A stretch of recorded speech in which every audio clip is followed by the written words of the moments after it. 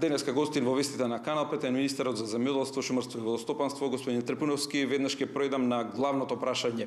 Дали планирате да се поднесете оставка, морална или политичка одговорност како прв човек во секторот каде што ни се загрозени европските фондови, едни од најзначајните за обнова и модернизација за земјоделството? Видете, одговорност во моментов треба да даде тој што е фатен на дело со злоупотреба и прекршување на законите.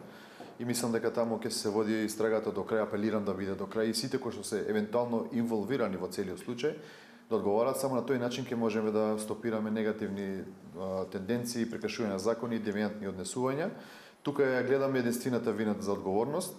Јас како ресорен министер ќе продолжам да се борам и ваквите случаеви да барам да се санкционираат во цело, затоа што само на тој начин ќе можеме да градиме она што постојано го велам, доверба према институциите што во минатото навистина многу фалеше.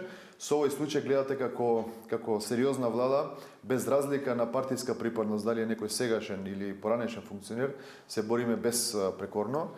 Тоа е еден сериозен пристап на една сериозна влада, што за разлика од минатото не беше така.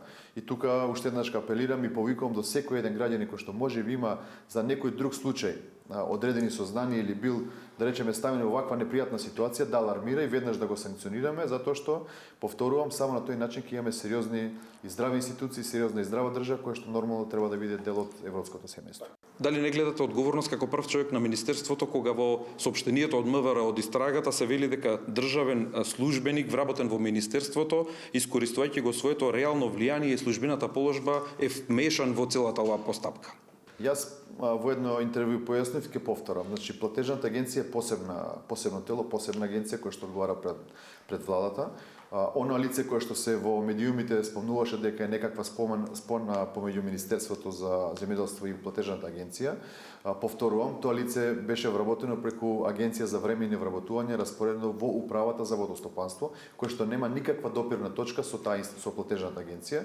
Значи, тука елиминирам секаква поврзаност на платежното со Министерството. Вие знаете дека платежната агенција работи согласно акредитирани мерки, согласно насоките од Брисел, согласно процедури внатре, управувано од директор со свој менеджерски тим, така да сите процеси кои што се внатре во агенцијата се водени од самата агенција.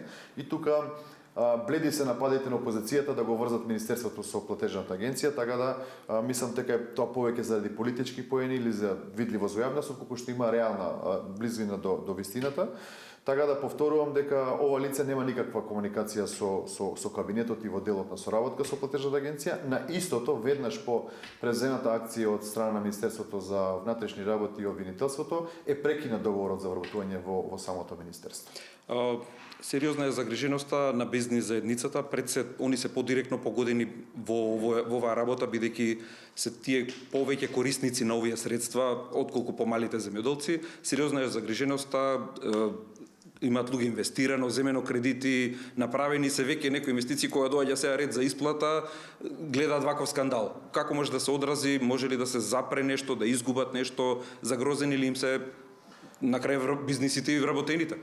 Видете, веднаш по она акција што случи во четвртокот, каде што беа приведени повеќе лица, вклучајќи го и директорот, нашиот национален механизам е на стопирање на дел од исплатата од ИПАР средствата и тоа е наша брза реакција за да провериме што во суштина се случувало во самата агенција. Тоа е искомуницирано со Брисел, значи Брисел, повторувам, даде еден сериозен позитивна критика на оваа брза реакција, затоа што само на тој начин можеме да превенираме евентуални други несакани последици. Значи, она што ние ќе го направиме како држава во проверките, ќе биде испратено како извештај до официјален Брисел за да дефинираме што се случувало. Овдека зборуваме за девијантно однесување на еден од вработените, не за системот кој што е инфициран. Напротив, дополнително, самата агенција која што е поделена на две структури, едниот дел е националните плаќања, класично кажано субвенциите кои што ги исплаќаме од нашиот национален буџет, а другиот сектор и другиот дел е во делот на реализација на ИПАР средствата кои што сме корисници од Европската унија. Овој вториот е во моментов под наша национална ревизија што точно се случува случувало внатре, додека останатите тековни плаќања по однос на националните финансирање ќе си продолжат тековни, тука не треба земјоделците Таму нема запирање. Нема да бидат запрени, не треба да бидат загрижени. Дополнително и оваа проверка која што правиме во делот на ИПАР структурата, веднаш по проверката, јас се надевам дека ќе си продолжи во еден нормален тек работата на агенцијата. Инаку, запоснување во име на вистината се работи за 50 предмети кои што се од претходни објавени повици да бидат завршени. Не е како што лиферува опозицијата дека се над 450 апликанти, не знам ки се големи средства и така натака затворени.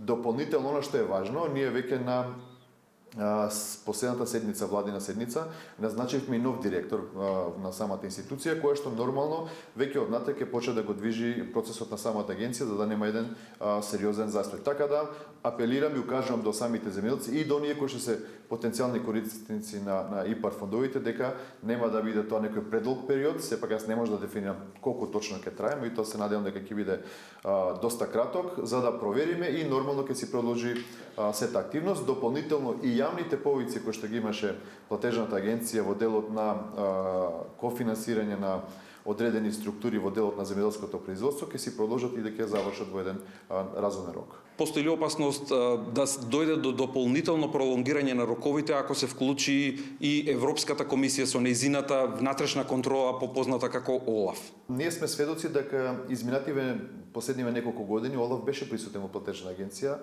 и доаѓа без најава, без било каков претходно известување.